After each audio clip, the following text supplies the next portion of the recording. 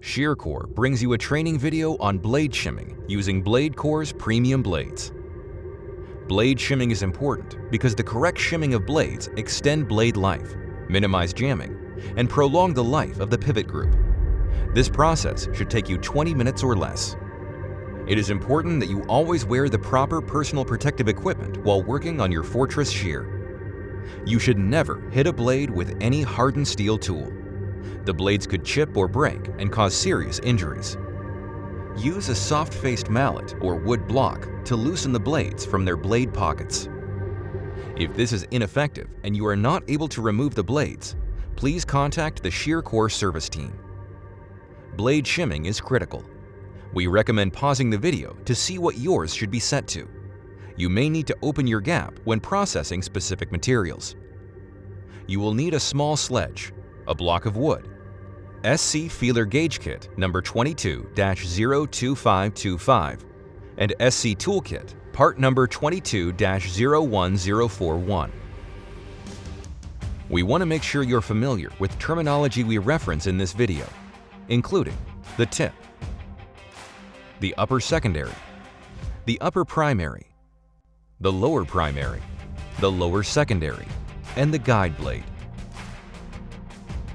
Using proper safety precautions, of course, the first step is to close the shear until the tip blade passes the guide blades and the tip almost touches the bottom of the guide blades.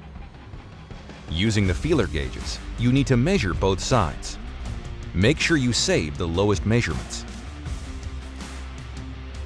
The second step is to close the shear until the upper and lower secondary blades cross. You will want to use the feeler gauges to measure the gap from the front to the back. Don't forget to save the lowest measurements. On step 3, you want to close the shear until the upper and lower primary blades cross.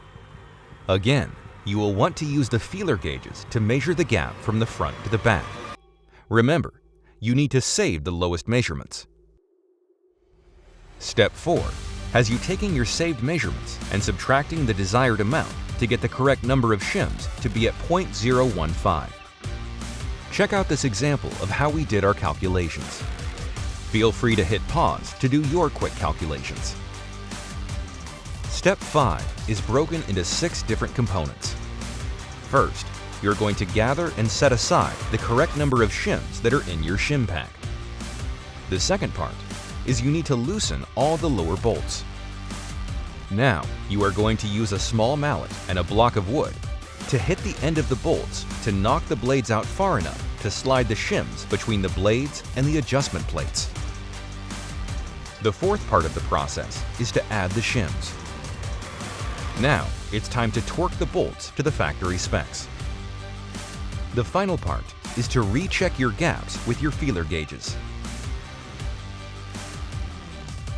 Thank you for taking the time to watch our blade shimming tutorial.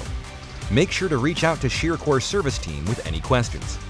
You can email them at service@shearcore.com or call our team at 1-715-395-5810.